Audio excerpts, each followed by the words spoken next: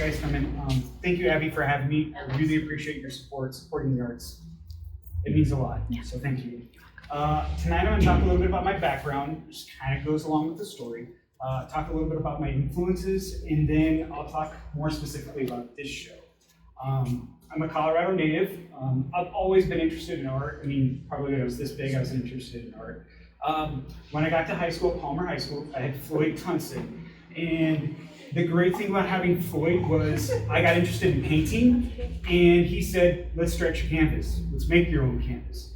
And so he made us, we stretched canvases at 4 foot by 3 foot, right? I know, for my first painting, and it was great.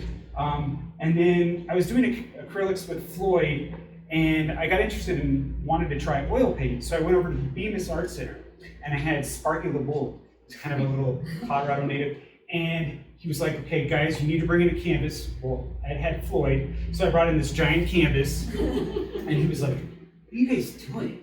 And he didn't think we could do it, but we did. So I really appreciate Floyd for pushing me in that way.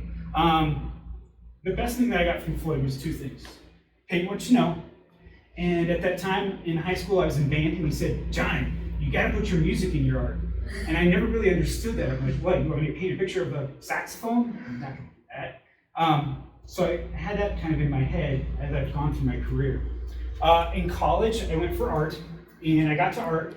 I was a pop art painter because being Floyd, I was really interested in Andy Warhol. And I got to college, and there was a abstract expressionist painter, and there was a classical painter.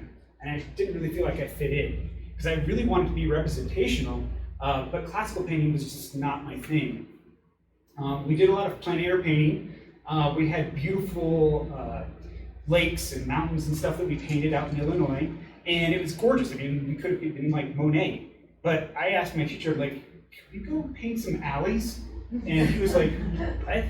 And we did, and no one in the class liked it. But I loved it. I was like, I love painting alleys. I love painting train tracks. In college, I grew to love Cezanne.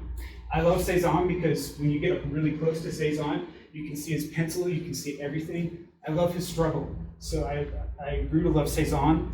I loved Caravaggio because of his dark color. Let's see.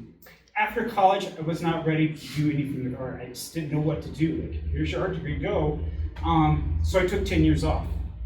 I got a teaching degree. I teach at Stratton Elementary, teach 3rd grade. And I started a family, and I took 10 years off. But then the itch grew. And so I took all my pictures from high school that I had taken, photographs, and I started painting them. And as I was painting them, I was really kind of getting back into the groove. And one day I happened to drive by Mill Outlet Fabric on Prospect, which is by Pete Bull. And I remember that place because I would go there with my mom when I was a kid, and I would get lost in the fabric. And I was like, that's what I should be painting. I should be painting all these places that I remember about Colorado Springs. And it was interesting. I started painting gas stations that my dad would take me to. And as I was doing this, the places that I was painting, they would close down. And it was getting kind of eerie. I would paint a gas station sign, and next week it was gone.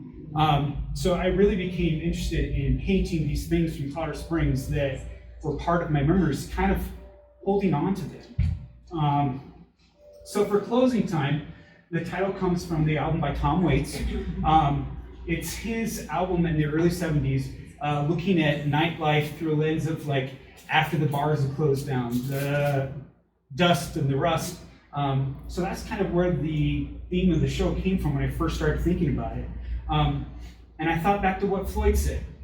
He said, paint what you know and put your music in it. So closing time is part of that. And a lot of the titles of the paintings are from music and a lot of the inspiration too.